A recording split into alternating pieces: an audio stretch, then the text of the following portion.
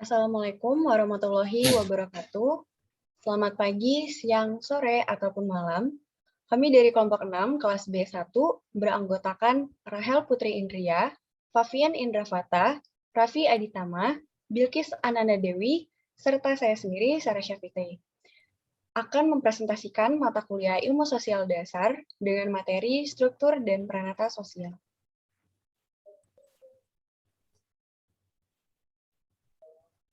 Materi pertama yakni membahas tentang struktur sosial.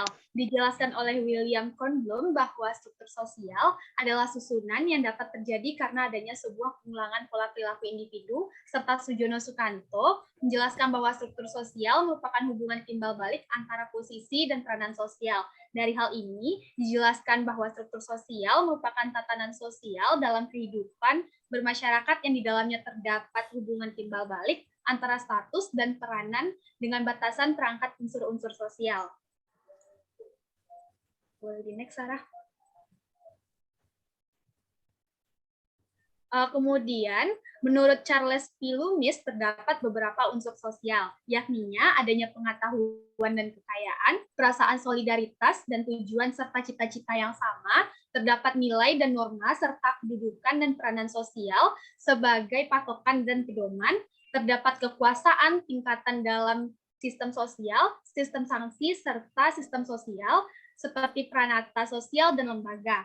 Dan yang terakhir, adanya konflik dan penyimpangan di tengah-tengah masyarakat.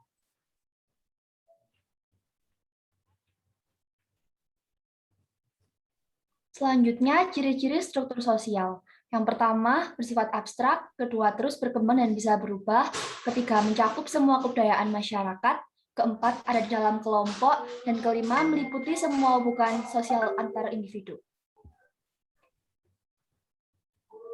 Selanjutnya, fungsi struktur sosial. Fungsi pokok struktur sosial yaitu menciptakan keteraturan masyarakat. Dan beberapa lainnya ada 1, sebagai pengawas sosial, 2, sebagai karakteristik kelompok masyarakat, 3, sebagai tuntutan masyarakat untuk menata kehidupan secara menyeluruh, dan 4, untuk pembelajaran individu mengenai ketaatan dan bernorma dalam masyarakat. Selanjutnya, klarifikasi struktur sosial. Yang pertama, struktur kaku dan luas. Kedua, homogen dan heterogen. Ketiga, formal dan informal. Keempat, mekanis dan statistik. Dan yang terakhir, atas dan bawah.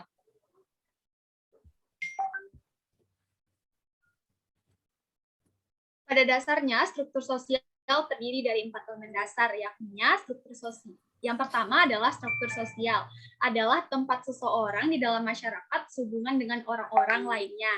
Dalam arti lingkungan pergaulan terdiri dari prestasi serta hak dan kewajiban. Menurut Talcott Parsons, ada 5 kriteria untuk menentukan status sosial seseorang. Yang pertama yakni kelahiran, mutu pribadi, prestasi, kepemilikan atau kekayaan, kekuasaan atau otoritas. Kedua yakni peranan sosial. Hal ini berhubungan dengan untuk menunjukkan hak dan kewajiban yang harus dilakukan oleh seseorang atas status sosial yang dimiliki. Yang ketiga, yakni kelompok sosial, merujuk kepada sejumlah orang yang dimana satu sama lainnya terjalin hubungan yang dapat membentuk suatu struktur. Dan yang terakhir adalah instansi, berkaitan dengan pola terorganisir dan kepercayaan dari tindakan yang dipusatkan pada kebutuhan sosial.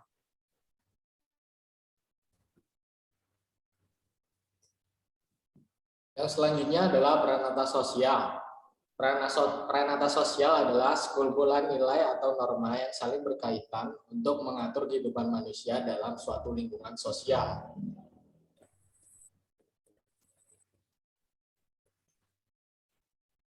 Fungsi-fungsi pranata sosial ada 4. Yang pertama adalah mengatur agar semua kebutuhan hidup manusia terpenuhi.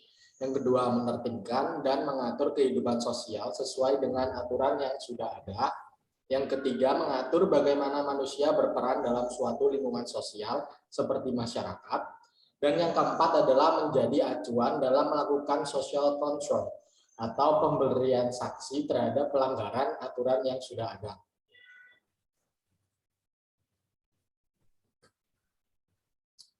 Di sini ada contoh pranata sosial, lebih tepatnya adalah pranata sosial keluarga. Peranata sosial keluarga terdiri dari ayah dan ibu yang kedudukannya setara, kemudian di bawahnya ada kakak dan adik yang memiliki tanggung jawab dan perannya masing-masing terhadap ayah dan ibu.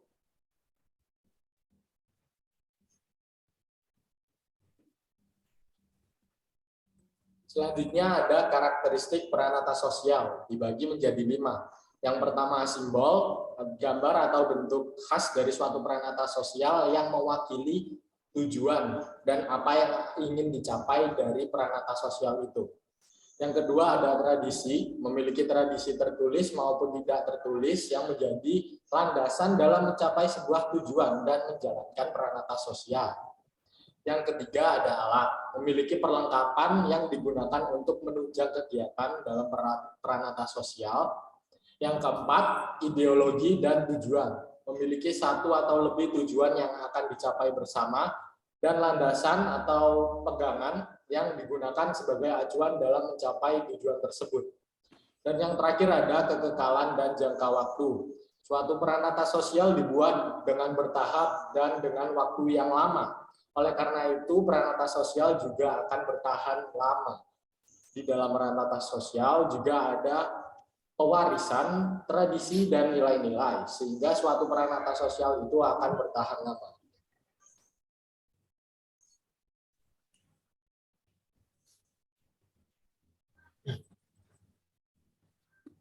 Unsur-unsur peranata sosial. Yang pertama ada 4. Pertama ada budaya simbolik atau cincin kawin dalam pernikahan. Yang kedua ada budaya manfaat atau tempat tanggal, kendaraan, peralatan, dan rumah tangga. Yang ketiga ada pola perlakuan, yaitu memberi perlindungan dan pendidikan dalam peranata sosial. Yang terakhir ada ideologi atau kasih sayang perhatian dalam keluarga.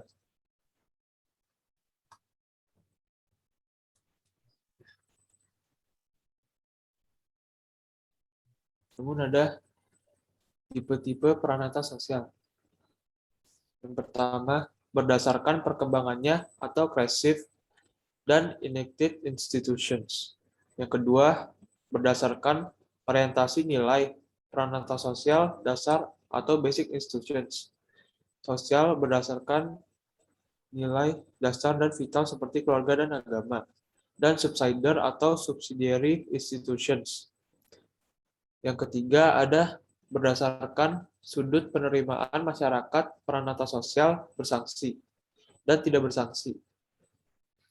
Yang keempat, berdasarkan kompleksitas penyebarannya peranata sosial umum atau general institutions.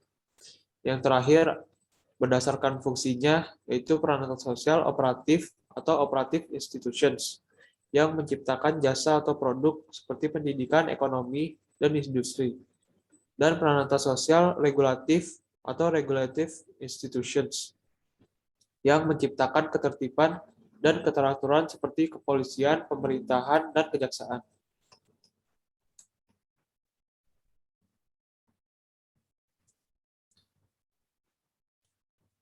Peranata sosial pokok ada 5, yaitu berkeluarga yang berfungsi untuk memenuhi dan mencukupi kebutuhan dalam mempertahankan kelangsungan hidup.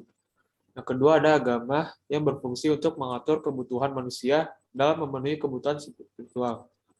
3, ekonomi, mengatur kegiatan manusia yang berhubungan dengan produksi, distribusi, dan konsumsi. Yang keempat, politik, yang berfungsi sebagai pengatur kegiatan manusia dalam hal ketertiban dan kesejahteraan. Yang terakhir, pendidikan, yaitu mengatur kegiatan manusia yang berhubungan dengan pengetahuan dan ilmu dan bertanggung jawab akan sosialisasi mengenai ilmu, teknologi, dan budaya ke generasi selanjutnya.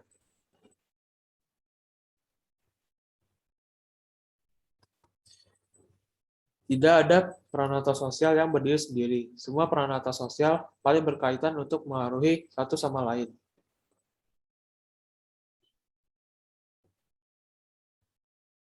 Serta ada pula logbook yang telah kami buat bertujuan untuk mencatat setiap tugas dari masing-masing anggota dalam partisipasi tugas presentasi kali ini. Ada Rahel Putri Indria bertugas untuk merangkum materi struktur sosial, Favian Indravata bertugas untuk merangkum materi Pranata Sosial, Raffi Aditama bertugas untuk merangkum materi Pranata Sosial, Bilkis Ananda Dewi bertugas untuk merangkum materi struktur sosial, serta Sarah Syafitri bertugas untuk menjadi operator presentasi, editor, serta moderator. Itu saja materi yang dapat kami sampaikan untuk presentasi kali ini. Kurang lebihnya mohon untuk dimaafkan. Sekian dan terima kasih. Wassalamualaikum warahmatullahi wabarakatuh. Selamat pagi, siang, sore, dan juga malam.